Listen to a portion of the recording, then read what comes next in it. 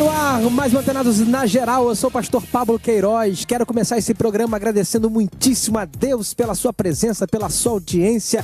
Lembrando sempre, não posso esquecer que o patrimônio da Boas Novas é a sua presença aqui conosco. Por isso que Deus te abençoe e te guarde, que Ele faça resplandecer seu rosto sobre ti, que tenha misericórdia de ti, que te dê a paz, que assim seja sobre a sua vida, sobre o seu coração, sobre toda a sua parentela. Quero desde já agradecer ao povo lá de Itaguaí, que eu estive lá pregando a igreja, todo mundo assistindo Antenados na Geral. Teve um testemunho de uma irmã que disse que aprendeu a ler Marcos, aí produção, ela agradecendo a produção por escolher o Evangelho de Marcos. Nós tratamos, cada dia a gente trata de uma carta, de um tema, e a gente entrou aí numa série de cartas do apóstolo Paulo, os Evangelhos. Teve um dia que a gente tratou do Evangelho de Marcos, que a irmã falou que conheceu Marcos e aprendeu a ler Marcos através do Antenados. Então, um beijo grande para você que assiste, gosta e que é muito edificado por nós aqui. Muito bem, hoje vamos falar sobre a volta de Cristo, um tema pertinente, muito importante. A pergunta é, estamos pregando a volta de Cristo? Por que não estamos pregando?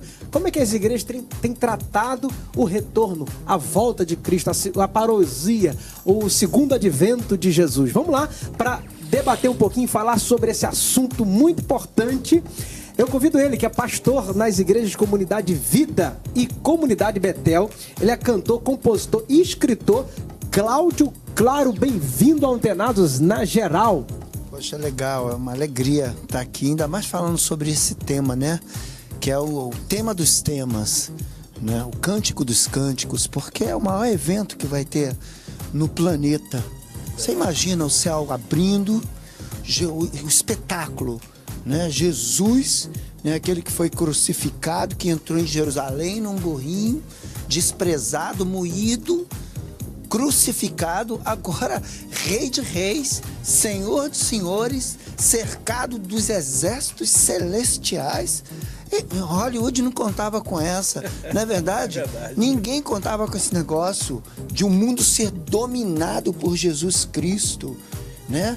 E o reino da justiça preponderando sobre o mundo, todos os inimigos esmagados, tombados, o inferno quebrado, Satanás falido, todos os políticos corruptos presos. Aleluia! Não, que tremendo isso! A esperança da glória, o reino eterno, a inauguração de corpos imortais tomando as ruas, né, as cidades, a justiça, ruas de ouro. Gente, que isso é fantástico. Isso tem que ser anunciado tremendamente. E nós vamos anunciar isso aí. Esse aí tem 4 blocos aí pela frente que a gente vai aí debater forte sobre esse assunto. Né? Tá até chorando, né, Márcio? Então, ele que é bispo, presidente da Igreja Congregacional do Primeiro Amor em Piedade, é professor de teologia e advogado também, Eduardo Cândido. Inclusive, a igreja que eu preguei em Itaguaí é congregacional também. Congregacional, deixa eu me recompor, que depois dessa odisseia de emoções, Lúdio da vida, eu fico até... o meu diafragma aqui não tá respondendo bem, peraí. Maior surfista evangélico do Brasil, pastor Pablo, meu amigo, é um prazer, uma alegria estar de volta a essa casa, no meio de eminentes amigos, pessoas tão queridas. Realmente esse tema é maravilhoso, a gente viaja, a gente divaga, a gente realmente tá igual o pastor Cláudio Claro, a gente já imagina o que está nos aguardando. É muito bom. E uma hora vai ser tão pouquinho, mas vamos tentar fazer com que você aprenda bastante nesse Antenados na Geral de hoje. Maravilha, tô até assumindo essa responsabilidade aí, maior surfista do Brasil. Em junho vou estar correndo o campeonato aí, vou ter que honrar essa frase aí. Ore por mim, para que eu possa levantar o caneco lá e dar glória a Deus lá na prainha. Vou correr esse campeonato aí, vai ser uma bênção. Quero apresentar ele também, que é coach, escritor, teólogo, pós-graduado em Ciência da Religião, Márcio Fiorini. Bem-vindo mais uma vez, Antenados na Geral. Meu amigo, é muito bom estar aqui com amigos, pessoas que eu amo, revendo o meu amigo Cláudio Claro. Eu, na verdade, costumo dizer que é o ápice da nossa fé, né? É o que nós almejamos. Nós não fazemos nada do que fazemos tão somente para poder viver esse mundo, esperando desse mundo. A gente espera que realmente Jesus venha e, se não vier enquanto vivo, que a gente possa ressuscitar dentre os mortos no momento de sua vinda. Ele também, que é pastor e teólogo, Max Cassim, vai estar ajudando aqui, debatendo, acrescentando sobre o tema de hoje. Bem-vindo. Pablo, muito obrigado à produção. Sempre um prazer estar aqui, mas com os amigos aqui que aqui está. Então, vamos participar do debate aí, que com certeza tem muita coisa boa aí. Muito bem, vamos lá. Todo cristão vive a expectativa da tão aguardada volta de Cristo. Quando nos convertemos ao Evangelho, somos ensinados que Cristo, ao ressuscitar, nos fala que em breve voltará para buscar a sua igreja, a sua noiva. Desde então, muito tem se questionado como, quando ele voltará. Será que estamos próximos à volta de Cristo? Será que os conflitos atuais são provas da volta dele? Hoje vamos entender tudo isso aqui no Antenados na Geral. Muito bem, pastores, eu faço questão de enfatizar esse tema porque precisamos dar ênfase à volta de Cristo. Aliás, a história do mundo, né? A história de Deus tem a ver com esse ponto, ápice, que é a volta de Cristo para resgatar a igreja. Então vamos lá, vamos falar um pouquinho sobre a volta de Jesus. Por que Jesus tem que voltar, Eduardo?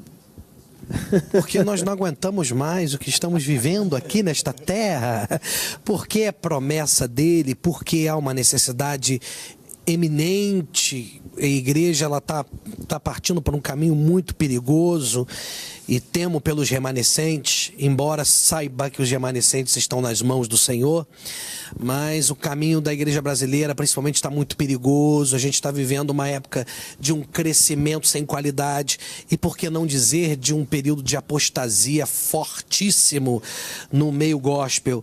Então a necessidade de Jesus voltar, ela é urgente, imediata. Mas eu quero aqui dizer, Pablo, que o meu termômetro para a volta de Jesus é Israel. Eu sempre vou ter Israel como o maior termômetro para a volta de Jesus.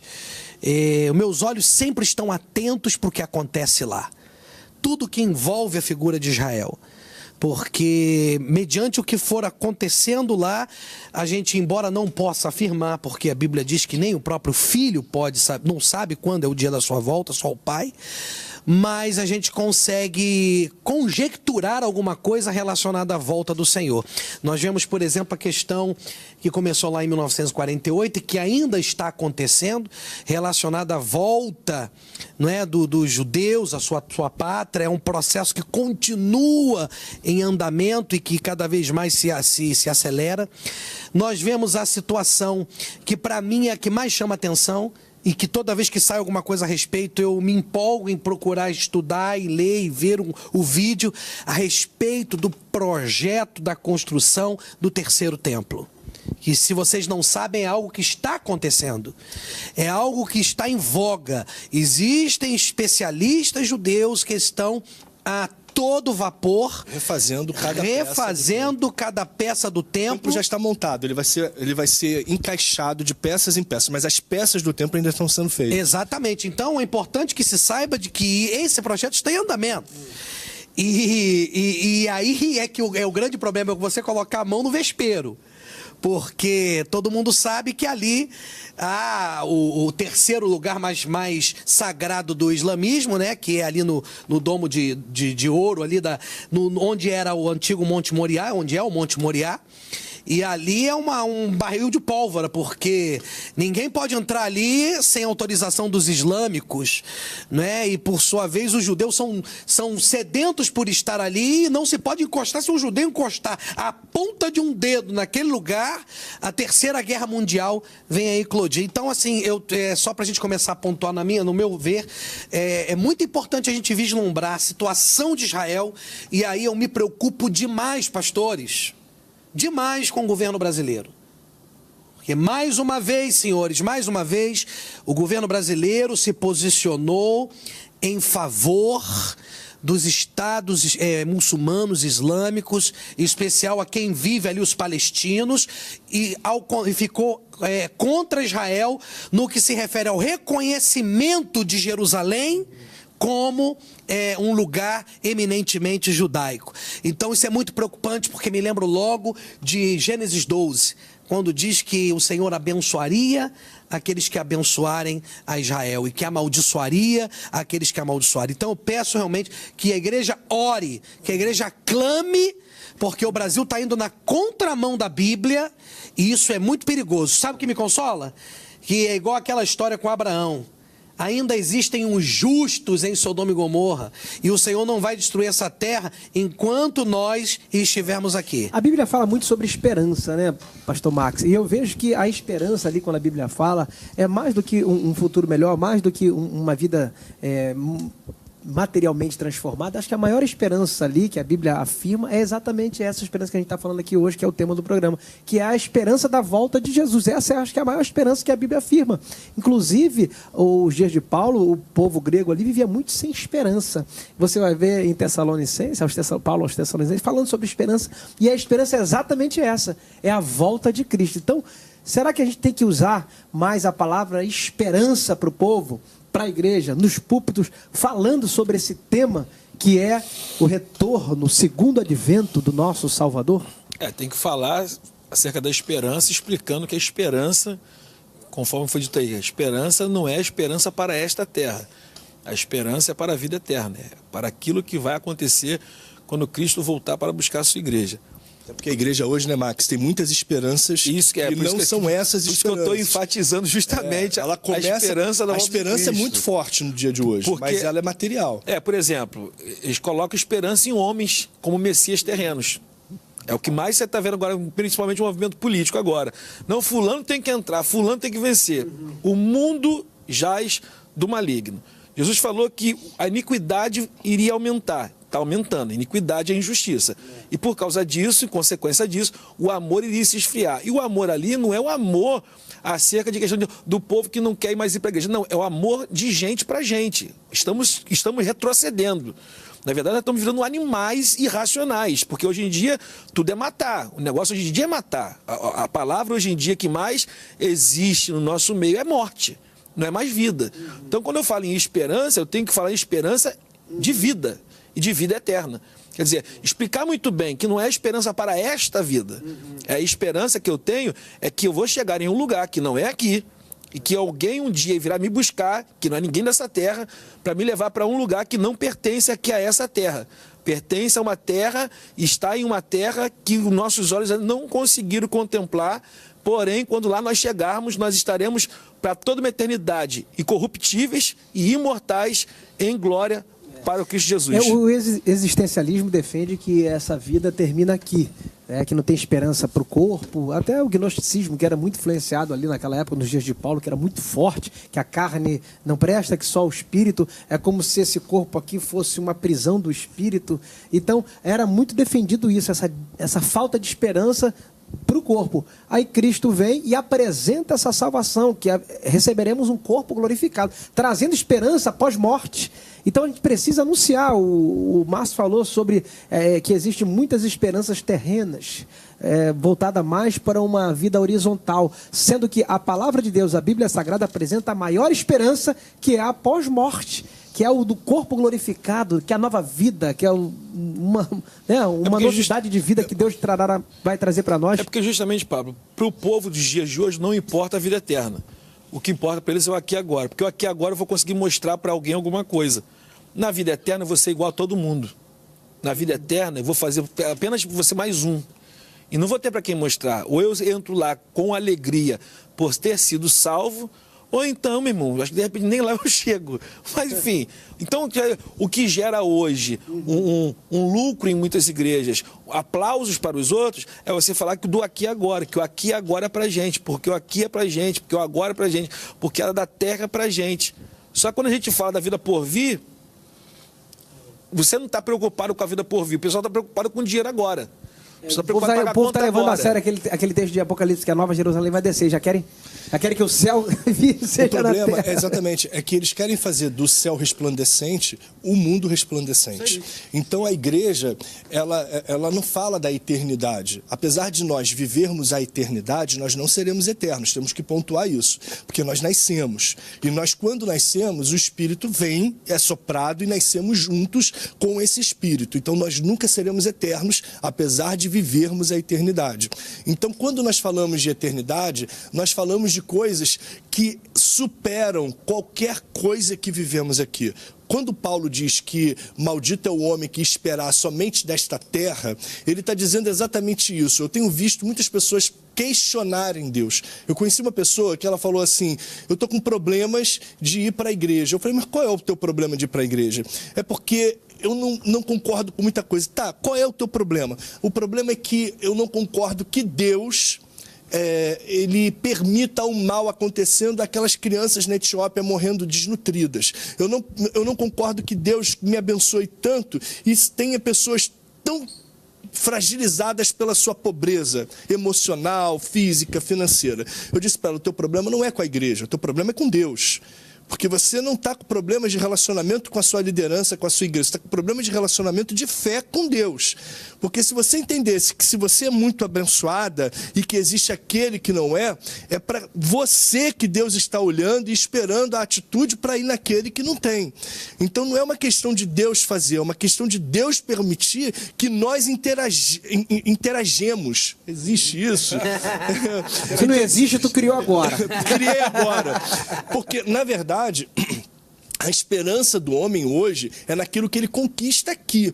E a maior conquista do cristão é um dia estar caminhando no campo e ter um e o outro ser tomado. É você acordar e você saber que você não está mais aqui na terra, que você foi arrebatado, que você foi trocado de vestes e corpo, um corpo incorruptível, uma vida onde você não encontrará mais desta terra que você tanto almeja, aquilo que você sofria, aquilo que você corria atrás para conquistar, porque você já conquistou o maior bem.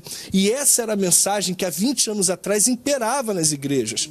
Eu não sei se porque o arrebatamento ainda não aconteceu, eu não sei se porque demora e a gente espera que aconteça. Olha, está perto, eu ouço que está perto desde que nasci. Porém, o evangelho, o cristianismo ouve que está perto desde que nasceu. Então... Cristo morreu, ressuscitou, já estava ali. Aquela esperança. Já estava esperando ele voltar. Só que essa esperança, essa linguagem é de um Deus eterno. Ele não está preso ao tempo. Eu, quando me converti, eu me lembro que se falava das 70 semanas de Daniel e que a última semana ela era referente aos últimos 70 anos, ou melhor, aos próximos 70 anos após o estabelecimento de Israel como nação. Ou seja... Eu falava assim, em 2018 algo vai acontecer. Essa semana fez 69 anos. E aí, há 69 anos atrás, Israel estabelecido, e eu esperava que em 2018. Só que aí, hoje, eu começo a enxergar isso de outra maneira. Eu já não vejo essas 70 semanas tendo a última como após o estabelecimento. Porque eu não consigo ainda enxergar o cenário pronto para que ano que vem isso aconteça. Muito bem, vamos então para um break, o papo só está começando. Que bacana falar sobre esse assunto pertinente, volta de Cristo, ainda tem muita coisa, muitas águas vão rolar aqui. Você que está aí gostando, assistindo, vamos para o break, mas Antenados volta já já. O Senhor é bom, o Senhor é bom, o Senhor é bom, Ele é bom. Medo vier. Estamos de volta aqui para o segundo bloco do Antenados na Geral, sempre agradecendo muitíssimo a Deus pela sua presença, pela sua audiência. Lembrando que você pode participar aqui também do Antenados, ligando, mandando mensagem de texto, sugerindo temas. Queremos a sua participação. Manda uma pergunta aqui para que a gente possa lhe responder. Nós temos um canal no YouTube onde você vai poder rever todos os nossos programas. Esse aqui vai para lá, você pode ir lá, compartilha nas suas redes sociais, Facebook também. Temos um canal lá, uma página muito bacana, muito interessante, que tem os melhores momentos. Então, importante a sua participação. Deus abençoe a sua vida. Muito bem, pastor, estamos falando aqui sobre a volta de Cristo, né, pastor Cláudio? E a volta de Cristo é importante demais porque ela é o único evento histórico capaz de vencer a impotência humana. Porque quando Jesus voltar, as lágrimas serão enxugadas, as ambiguidades serão terminadas, viveremos longe da falência, da miséria, da desgraça humana, porque a volta de Cristo é a esperança para a humanidade. E vem cá, como é que a gente pode entender, pastor Cláudio, as evidências de que esse grande dia está para chegar? Aonde a gente encontra nas Escrituras sinais que a gente pode perceber que o tempo está chegando? O bom nesse quadro aí é que a coisa não é só uma coisa mística, meramente, mas a coisa está associada a fatos, a estatística, fatos prováveis, tangíveis, comprováveis. Então, por exemplo, tudo que Jesus falou, por exemplo, sobre essa questão de terremotos, haverá muitos terremotos. Na época, não tinha tanto terremoto. Me lembro que alguns historiadores dizem que tinha 1 ou 2 terremotos longe. Guerras e rumores de guerras. Rumores de guerra. O que se tem de guerra hoje, o que se tem de terremoto, o que se tem de epidemias, de pragas, de fomes, de moléstias, de anticristos. Mas eu não quero, eu quero só pegar esse tema, já que ele é tão amplo e tem muita carne para todo mundo aqui, né? Gostou? Tem muita picanha para todo mundo aqui. A questão que eu quero colocar é o aspecto armagedônico dessa coisa. O aspecto armagedônico, o aspecto bélico da volta de Cristo. Porque a gente, às vezes, romantiza isso. Mas não vai ter muito romantismo nesse negócio, não. Do ponto de vista bíblico, né? Você vê que é uma questão que vai ser muita carne de general morto. O negócio, né? Tem que piorar para melhorar muita carne depois. De general morto, piora, muita melhor. Carne de gente morta. Os abutres são convidados para o banquete de carne de poderosos. Não é verdade? Que vão tombar. São exércitos que vão tombar. Ou seja, reis, governos. Né? Por isso que eu acho interessante aquele texto que fala: eis que vem com as nuvens e todo o olho o verá. E todas as nações se lamentarão sobre ele. Não tinha que ninguém se lamentar, não é verdade? Por que vai se lamentar? Se o homem vem aí para trazer justiça, para trazer tudo que a humanidade sempre quis, mas muita gente vai se lamentar porque não está preparada para esse momento. Não está preparada. Eu vejo em Tessalonicenses, ali em 2, né? 2 Tessalonicenses, acho que capítulo 3 ou 2, que fala sobre a apostasia e o homem da iniquidade. Sim. Também, né?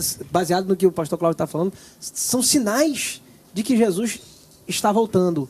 O que a gente pode entender como apostasia? Isso é bom. É o que está acontecendo nos dias de hoje. Essa apostasia, veja bem, é uma palavra que faz parte do início de tudo. Essa palavra foi onde começou as bases da igreja. Então, não existia também algo além de apostasia, porque não existia o cristianismo difundido. Então, qual é essa apostasia da qual ele fala? De um cristianismo que já foi difundido e apostatando o cristianismo do cristianismo.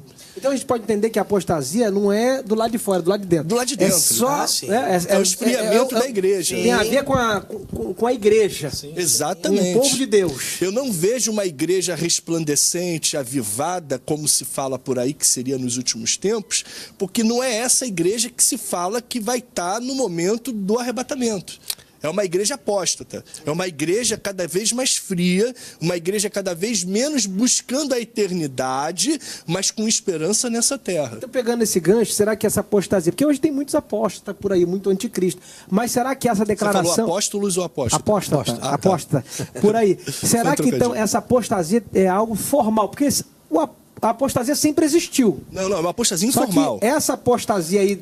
Não é daquele que se declara um herege, um apóstata, aquele que diz, estou saindo fora. É de geral, como uma generalização. As nuances da heresia vão aprofundando-se na raiz da igreja, no coração, no âmago da igreja, e a igreja que se pensa ser uma igreja firme, avivada, de pé, é, na verdade, uma apóstata. Será que está começando? Tá. Tá começando, não. Tá acabando. Já tá acabando. Na realidade, alguns fenômenos como o isolacionismo também. Eu estava conversando com um pastor, esse pastor falou comigo, ele é de uma cidade do interior da Paraíba, que não tinha igreja evangélica. E quando ele voltou, lá tinha 9. Mas nenhuma das 9 se dava uma com a outra. Eu pensei, meu Deus, como é que essa cidade vai ser transformada? A cidade do tamanho de um ovo tem 9 igrejas, mas nenhuma fala com a outra. Isso para mim é igreja apóstata. Agora eu queria pontuar aqui, referente a mais uma evidência da volta de Jesus, que é relacionada a Mateus 24. É o princípio das dores. Há um versículo ali que para mim é fundamental, né? E o evangelho há de ser pregado a todas as nações e então virá o fim.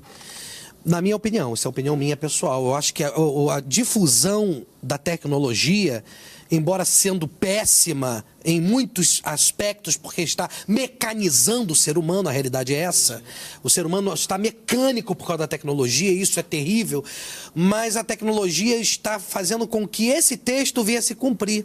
O evangelho é de ser pregado a todas as nações, isto é, através da tecnologia nós estamos conseguindo levar esse evangelho... Mas aí você pode filosofar sobre o assunto, né? Porque aí você pensa, o evangelho vai chegar a todas as pessoas ou ela vai ter acesso a todas as nações? Porque as nações não permitiam acesso. Então, a tecnologia, a internet, faz o acesso ser universal. Esse já é o momento em que todos têm acesso ao evangelho. Esse já é o momento em que todos, se quiserem saber, já estão acessíveis os conteúdos. Então, eu vejo que essa fase já foi. Essa fase já foi. O mundo já teve acesso ao evangelho. Agora, tribulação e grande tribulação são duas coisas diferentes, né? Como é que a gente pode entender? Porque a grande tribulação é algo... Eu não vou falar sobre pré-tribulacionista, nem vou entrar nesse detalhe. Mas, assim, grande tribulação, como é que a gente pode entender? Porque há uma tribulação, né? A tribulação. Mas, assim, a grande tribulação, será que é algo, né, mundial? Assim, pode ser Pablo, algo mundial. O que a gente está vivendo nos dias de hoje, aí pegando o gancho do que o pastor Eduardo estava aqui falando, é o princípio das dores. Isso é fato. Exatamente. Está bem claro isso. Até que o texto deixa bem claro lá vários sinais, a lua se transformar em sangue, enfim, sinais no céu e na terra, pai matando filho, filho matando pai. E quem confunde isso com tribulação, se prepara que o bicho vai pegar, porque não é tribulação. Então, assim, é o princípio das dores. Princípio das dores, já deixa bem claro. Como nos tempos de Noé, como nos tempos de Ló, princípio das dores. E aí Jesus depois ele encerra dizendo assim, olhai para a figueira. Ali tu vai ter o termômetro. Um caso ali, simbolismo de Jael, e vendo toda a situação que está acontecendo no mundo. Então esse é o princípio das dores. Alguém diz, o inferno já é aqui. Não, o inferno não é aqui. Já estamos vivendo a tribulação. Ainda não. Também não. Então a tribulação é pior do que o que a gente está vivendo. E a grande tribulação é pior do que a tribulação. Então o negócio é pesado. Tipo, se alguém está esperando que o mundo vai melhorar, não vai melhorar. Esquece isso. Esquece o assunto que o mundo vai melhorar. Esquece isso. É de mal a pior. Então, se hoje está difícil, a tribulação vai ser pior. A grande tribulação é pior ainda, porque aí a gente entra na questão do Apocalipse, que vai ver que terça parte de muita coisa vai morrer, vai gerar um caos enorme no mundo e de todas as formas, tanto céu, terra, água, ar, vento, gente, enfim, vai atingir interessante tudo. Isso, assim, essa profecia, né, que o negócio vai piorar a situação, mas ao mesmo tempo é tão difícil de entender, né? Assim, a gente tem que crer contra a esperança, sabendo que o negócio vai piorar por causa da apostasia do homem da iniquidade. Mesmo assim, a gente tem que pregar a salvação, o avivamento, a esperança. A Bíblia diz que uma luta porque justamente, Pablo, a nossa salvação e a nossa esperança não se encontram na terra. É pós-morte. Então, é o nosso dever de pregar justamente isso. É isso que os pregadores... esperança, alegria... É um contraste de sentimentos, né? Porque, embora a gente esteja tão sedento da volta dele, mas nós temos o dever de pregar. Um texto que eu sou apaixonado, Romanos 4, quando Paulo vai dizer que Abraão ele crê em esperança contra esperança. Porque ali é esperança humana versus esperança eterna. É duas esperanças ali entrando em choque. É o meu corpo me dizendo que eu não vou conseguir e eu tendo que crer contra o meu corpo, contra a minha capacidade mental, que existe algo melhor ainda que me espera. É eu olhar para o mundo e ver o mundo corrupto e eu ter que viver não envolvido na corrupção, crendo que há um lugar que não tem corrupção. É eu viver num lugar onde tem mentira e não sendo mentiroso, crendo que há um lugar que não existe mentira. É eu viver num lugar que tem dor, superando as dores, crendo que há um lugar que não tem dor. Então, quer dizer, é choque direto. O problema é que a gente hoje não quer ter choque, a gente não quer ser confrontado, a gente não quer ter choque, a gente quer ouvir o que nos agrada. o que nos É o massageia. início da apostasia, que a apostasia significa Sim. rebeldia. Rebeldia Sim. contra Deus, o homem da iniquidade, que é o povo de Deus, ou o povo que está ouvindo a palavra de Deus, mas vive uma vida iníqua, no pecado. Eu só queria enfatizar uma questão, é que a gente precisa também olhar um pouco o outro lado da moeda, né? Analisar com muito carinho. Por exemplo, essa questão do evangelho em si, ele tem esse poder de transformação e de mudança, não é verdade? Por isso que nós temos que pregar, sim, a volta de Jesus, santificação, avivamento. Por quê? Porque são justamente essas coisas que podem ajudar a mudar e a melhorar a sociedade. Porque se isso não tivesse, a gente já estava perdido, não é verdade? Se o evangelho não chegasse no mundo, o mundo já estaria muito pior. Até porque a presença do Espírito Santo. Os grandes estudiosos dizem que hoje o mundo está melhor do que já foi há tempos atrás. Pelo menos não estão jogando homem no meio dos leões para ser comido. Entendeu? Então, assim, é só não esquecer desse aspecto de que não somos totalmente os profetas do caos. Não é verdade? Que tudo vai dar errado, que tudo vai ser... Não, eu sou, claro, eu tenho esse aspecto prático de que realmente as coisas tendem a piorar, principalmente quando você está nas mãos de pessoas, não é verdade, como governantes que nós temos, por exemplo, tá? Mas eu acho que até nisso o evangelho tem poder de mudança, né? À medida que a verdade vai chegando. Pô, você vê que nações que receberam o evangelho, como a própria América, quando o evangelho chegou lá no início, se tornou uma nação muito melhor, não é verdade? Não é perfeição, mas que se tornou. Aonde o evangelho entrou, melhorou a vida das pessoas. Nós não podemos arrancar Romanos 12:2 na Bíblia, né? Exato. Não vos conformeis com esse mundo, mas transformai-vos pela renovação do nosso entendimento. Acreditar, sim. E você pode notar que hoje a decadência dos Estados Unidos é porque os Estados Unidos está fugindo, Exato. perdendo Começou a apostatar. a essência daquilo que começou lá atrás no século XVII. Em função disso, sim, eu promovo, junto com todo mundo, com todos os joelhos, uma revolução nesse país. A igreja, por exemplo, tem esse poder de dobrar os joelhos e de prender o Lula, e de prender qualquer corrupto, de qualquer político. A igreja precisa saber exatamente quem ela é e o poder que ela tem. Não é verdade? À medida que o evangelho for pregado, de fato, com genuinidade, muita coisa pode mudar. Não, sim, Não é a verdade? questão toda é que o que está acontecendo é que boa parte das igrejas estão correndo para a apostasia. Então, quer dizer, porque o foco não é impacto, o impacto não vai ser tão grande. Eu creio nisso tudo. É a questão de você pegar livros históricos, você lê que você vai ver que vários homens de Deus causaram impacto na Inglaterra, em outros lugares, que, enfim, a história aqui dá para falar que 3, 4, 5 programas só em cima disso. Só que os dias de hoje, a igreja está se apostatando muito e a influência da igreja está sendo pouca. E quando hoje em dia você fala de que você é um cristão, você não é mais visto como algo bem visto. Você é visto, e não é nem mal visto por ser seguidor de Cristo, é mal visto pela vergonha que a igreja faz nos dias de hoje. Justamente pela apostasia. A igreja deixar de ser sal. Agora, Max, a igreja Está mais sendo influenciada do que influenciando. Deixa eu jogar uma bomba aqui. Agora na hora do break, uma bomba. Tá bom, vamos lá. Vamos lá pro break. Ué, essa bomba vai joga no Segura a bomba aí, segura já. essa bomba aí. Ó, esse cabelo é raspado também. Essa bomba aí vai ser... Vamos para um break rapidamente. Vamos voltar já. Daqui a pouco o Cláudio vai jogar uma bomba aqui que vai tentar aqui resolver. Não sai daí, Antenados, volta. Sol de trevas, nada como fim porque meu pai Estamos de volta aqui para o terceiro bloco do Antenados na Geral, falando sobre volta de Cristo, o retorno de Jesus, que vai levar a sua igreja para morar na glória, na eternidade. Falando aqui sobre apostasia, interessante que eu lembrei de uma frase de um amigo meu que ele disse o seguinte numa pregação dele, ele falou, olha, Jesus disse que veio para vencer o mundo. O povo quer vencer no mundo e não vencer o mundo. Interessante, né? O cara quer vencer no mundo, ser vencedor aqui e não vencer o mundo, o sistema mundano, o sistema corrupto, o sistema pecaminoso. Agora, o pastor Cláudio disse que ia jogar uma bomba. Joga aí uma bomba aí. Essa bomba aqui é o seguinte, pastor Eduardo, né, pastor? O pastor começou falando sobre Israel. Isso. Qual foi a grande bomba na vida de Israel? A grande bomba na vida de Israel foi justamente o fato de que ela não reconheceu Jesus como Deus. Né? Isso aí foi fatal, acabou com Israel. Israel foi destruído. Se fosse a graça de Deus, Israel já não era nem para existir mais. Né?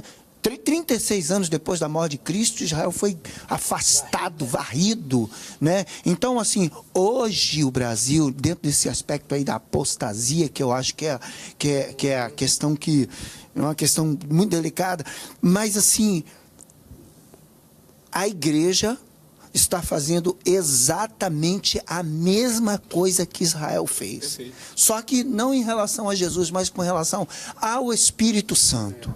Ou seja, o Espírito Santo botaram uma rolha nele. Ele estava aqui para governar o mundo junto com a igreja, e isso está trazendo danos, ruínas. A igreja é antropocêntrica, mas ela é governada por homens. Ela não é cristocêntrica. Exatamente, então, Cláudio. esse é que é o perigo. Deveria. E até porque você vai vendo isso em tudo. Por exemplo, estava até falando isso nos bastidores, a questão dos próprios louvores. Não é por causa da presença do pastor Cláudio Claro aqui, mas você pegar um louvor, pôr o pão, o Cristo Pão da vida. O pão da vida. Você ouve aquilo ali, não tem como você não chorar. Por quê? Você vai lendo ali a história do Salvador que morreu e que nós devemos ser gratos a ele por aquela morte, que morreu em nosso lugar. Aí quando você ouve os louvores dos dias de hoje, é massageando você. Não, porque você vai vencer, porque você é isso, porque você é aquilo. Músicas vingativas. Espírito vingativo. Aí você ouve as mensagens. As mensagens não é de confronto, não é de arrependimento, a mensagem é tudo para aqui e agora. Estamos se apostatando muito disso. Hoje, antes era o quê? Não, a igreja tem que ser próspera para ajudar a obra missionária. Não, agora a igreja tem que ser próspera para construir grandes catedrais. Não importa se alguém está passando fome. Aí, tem alguma coisa de errado, está dando colapso. Posso entrar nessa bomba aí? Entra aí. O que acontece é o seguinte, a Bíblia diz que por causa da presença do Espírito Santo, muitos males ainda não tinham e não aconteceram por causa dessa presença do Espírito Santo. Quando que começa o Espírito Santo a ser engaiolado, que começa a aparecer o princípio das dores? Agora, justamente nesse momento em que o Espírito Santo está sendo esquecido. E quando houver o arrebatamento, a associação direta, a retirada do Espírito Santo, ela é imediata, porque é arrebatada, a igreja é tirada e o Espírito Santo sai. Aí começam a tribulação e depois de 3 anos e meio, a grande tribulação. Quando se fala dessa massageada de ego, a gente vê isso nitidamente em pegar um dos maiores, se não o maior expoente da nossa representatividade pastoral do país, discutindo e xingando um youtuber por causa de palhaçada. E aí a gente vê a nossa maior representação eclesiástica entrando nesse joguinho de xingar um youtuber, xingar uma atriz, porque eles não aceitam confronto, tanto quanto nós também não aceitamos mais nenhum tipo de embate. Então, a nossa igreja, ela é humana hoje. Ela não é mais uma igreja espiritual. Quando a igreja visível. Não. Porque tem a igreja invisível, que são os cristãos. É invisível. É formada por nós. Mas só que nós, quando estamos ligados a uma instituição visível, nós somos frutos e totalmente manipulados ou influenciados a seguir aquele caminho. Agora é importante não generalizar também, né? Não, eu sei da preocupação que nós temos de não generalizar. Porque tem pastores sérios. Tem pastores sérios. E não estou tirando a seriedade do que eu acabo de citar. Só que nesses momentos, a igreja mostra bem o que é, não ao que veio. Então, quando nós falamos de uma igreja poderosa, de uma igreja, por exemplo, na década de 80, a gente ia para o Maracanã e vê aquelas concentrações de fé, onde estavam ali Billy Graham, e aí nós tínhamos Roberto McAllister fazendo filas quilométricas de pessoas sendo oradas e levantando de cadeira de rodas. A gente viu uma igreja que a primazia dela era realmente mostrar esse poder dela sobre a sociedade. Hoje não. Foi o que o Max falou. Vamos arrecadar porque tem que gastar 30 milhões para construir um templo novo. E que seja lá quem for, dane-se. Aquele que está passando fome, aquele que está sofrendo algum mal, aquele que está precisando de ser justificado pelas obras da igreja. Então, a igreja, ela realmente, nesse momento, ela esse povo não nos representa, né? Mas existe no nosso meio. Só que hoje, Pablo, aí é que está o problema. A gente não pode generalizar, porque existem os remanescentes. Mas os remanescentes são os menores, é a minoria. Então, quando eu falo a igreja hoje, eu falo da igreja generalizada, de remanescentes que se destacam. Na realidade, os valores se inverteram. Hoje, na sua maioria, igrejas que pregam sobre a escatologia, sobre a santidade, sobre o pecado, essas igrejas são um pouco valorizadas e esvaziadas. A realidade é essa. O povo não quer saber que vai... A realidade é essa. E aí eu me lembro, meu Deus, toda vez que eu leio eu me emociono, quando Jonatas Edwards prega aquele famoso sermão, Pecadores nas mãos de um Deus irado. Pecadores nas mãos de um Deus irado, onde conta a biografia dele que pessoas rugiam de dor, se abraçavam nas pilastras, toda uma cidade foi alcançada. E eu leio aquilo e eu olho para a nossa realidade de hoje. Eu estava conversando com um pastor, o pastor Léo, que tive com ele hoje no Tribunal de Justiça, e que ele disse que estava vivendo na igreja dele um resquício da igreja primitiva. Mas quando eu leio Atos, eu me entristeço. Quando eu leio Atos, eu choro por dentro. Quando eu leio Atos, eu me revolto. Porque definitivamente nós estamos totalmente apartados da realidade da igreja de Atos. Porque hoje, as igrejas que estão cheias, as igrejas que estão na mídia, as igrejas que estão cada vez mais entupidas de dinheiro, são aquelas que dizem que o homem não nasceu para ser pobre. Agora, como falar E não foi isso que eu aprendi. A Bíblia diz o quê? Que o Senhor sempre teria com os pobres. Mas não. Hoje, o paradigma é igreja em evidência, igreja na mídia, igreja com tempos suntuosos, estão debaixo da bênção. Peraí, eu quero ir embora. Ô, Eduardo, agora como falar de um céu, arrebatamento, volta de Cristo, onde não serão todos que serão arrebatados, quando você prega uma mensagem que todos ficarão ricos? Então não há possibilidade de associar o céu com essa igreja de hoje, porque essa igreja de hoje coloca todo mundo rico, todo mundo abastado, todo mundo próspero, todo mundo crescendo, todo mundo uau! Mas no céu vai ser um tirado no meio do outro ali, ó. Vai ser seleção. Agora não é bíblico, grande a seara, poucos são ceifeiros, muitos são chamados, poucos escolhidos. Parece que, assim, muitos serão salvos, mas não vai ser a maioria. Parece que os salvos está dentro de uma minoria. O Pablo. Então, assim, também a gente não pode esperar que o mundo inteiro seja salvo, porque as Escrituras falam sobre céu e inferno, sobre Hades e paraíso, fala sobre a eternidade perto de Deus e longe de Deus. Então haverá muita gente que vai viver mesmo distante de Deus. Eu só queria enfatizar essa questão, essa reflexão. Por exemplo, me assusta, como ele falou da igreja de Atos, saber que 11 homens, 12 homens, 120 pessoas, conseguiram ter um impacto tão forte, não é verdade, na sociedade judaica, que era o lugar mais difícil onde o evangelho poderia crescer. E dos gentios também, politeístas, os gregos. Entre os romanos, os gregos. Assim, então você vê poucas pessoas com um resultado estrondoso. Então, hoje nós temos milhões de evangélicos nesse país, que não chega nem de cheiro perto daquela turma lá de 120 pessoas. Então, só aí já mostra que tem um negócio errado. Não é verdade? Tem um negócio errado aí acontecendo. E eu acho que a gente precisa acordar para esse fato. E olha, se não acordar, vai vir aí uma grande perseguição no Brasil. Aí é que nós vamos separar os alhos dos bugalhos. E aí chega onde eu iniciei com a bomba. Sabe por quê? Porque foi justamente isso que aconteceu com Israel. Israel tinha Deus, mas matou Deus.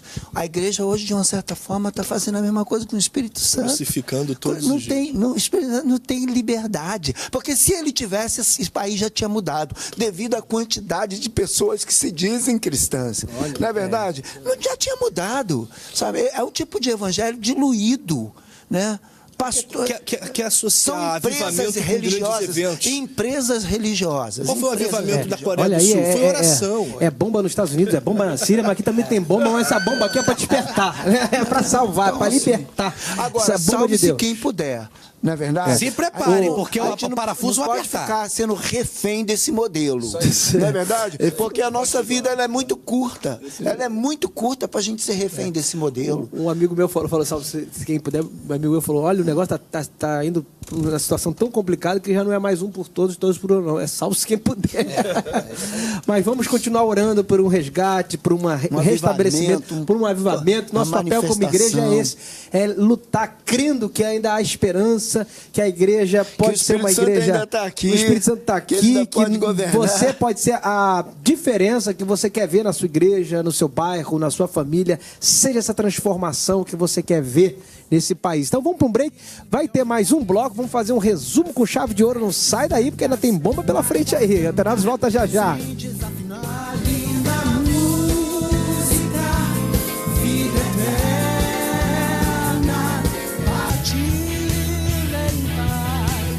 Estamos de volta aqui para o quarto e último bloco do Antenados na Geral, falando sobre o segundo advento de Cristo, a parousia, a volta de Jesus. Estamos aqui aguardando esse acontecimento histórico. Sempre quando as pessoas me perguntam, pastor Pablo, como é que você está? Eu digo, estou esperando Jesus voltar. Essa é a espera da igreja, a promessa da igreja, né? A volta de Cristo. Agora, Márcio, como é que vai ser essa voz? Como é que vai ser vai ser uma voz? Então, o Salonicense diz que ele vai vir em nuvem. Como é que a gente pode esperar isso? Como é que a gente vai saber? Todo olho verá? Já existe um projeto do Bluebeam, onde eles estão simulando sonhos e imagens para poder toda a Terra poder enxergar isso.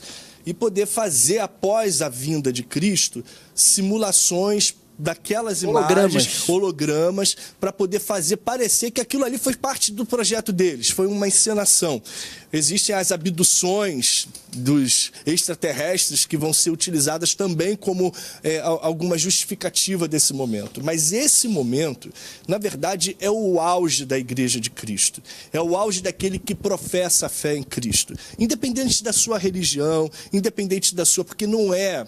O arrebatamento da igreja não é um fato exclusivo da igreja evangélica. É um fato exclusivo daquele que acredita em Jesus como Senhor e Salvador e viveu sobre a bondade desse amor, a bondade dessa fé, a bondade dessa mensagem do Evangelho.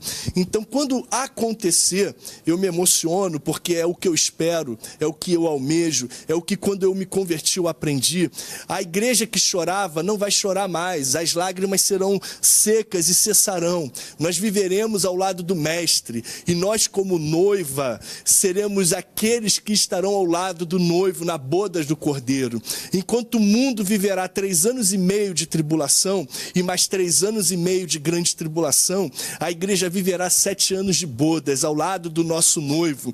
Deus regendo a terra, e eu me arrepiando aqui, naquele momento em dor, onde diz a Bíblia que as pessoas vão querer buscar a morte, Pablo, e não conseguirão, porque elas vão tentar se jogar do prédio e cairão e voltarão vivas, porque elas vão querer sair daquele meio de tribulação e não vão conseguir morrer.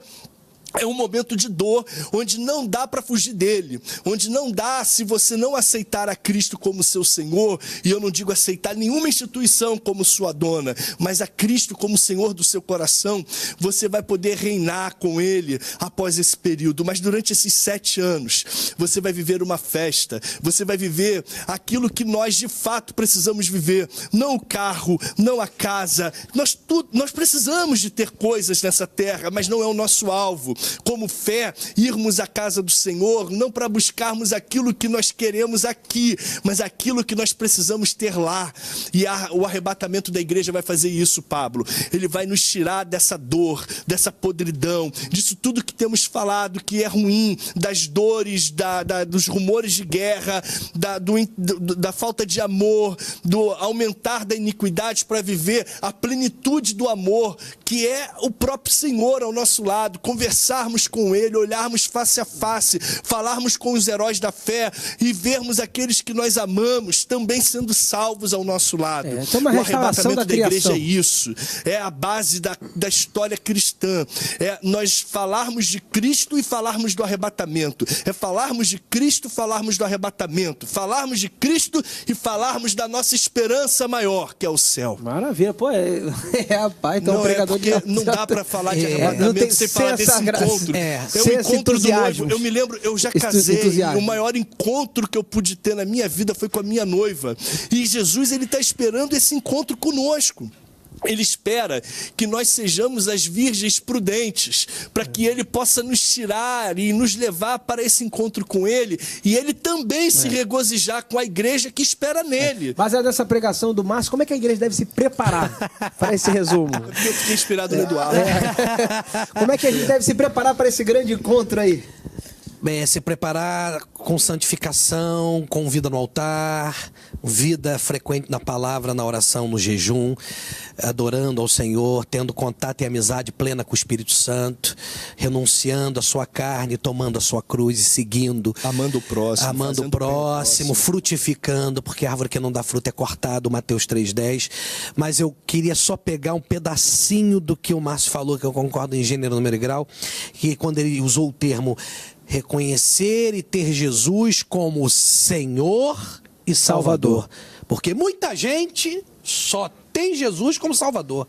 Até muitos que não comungam a nossa fé. Mas se ele não for Senhor, ele não é Salvador. Este é o grande problema. Porque ele precisa ser seu Senhor para que você seja guiado por Ele, para que você seja movido por Ele, para que você seja governado por Ele, para que você seja orientado por Ele, para que você imite a Ele. Então esse é o segredo, é vê-lo não só como seu Salvador, porque isso muita gente que não vai chegar lá o vê, mas o vê como Senhor. E aí você vai ver como é bom, como é maravilhoso andar com Ele, conversar com Ele, senti-lo.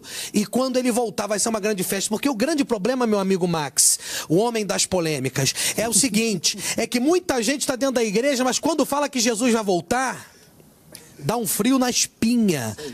Mas não é frio na espinha da expectativa ardente da criatura. É medo. É aquele tipo, me dá mais um tempinho. Deixa eu casar primeiro. Deixa eu ajeitar minha vida primeiro. Muita gente fala assim, mas sempre foi falado que Jesus vai voltar e ele não volta. Imaginem, senhores, se a Bíblia não prevesse a volta de Jesus.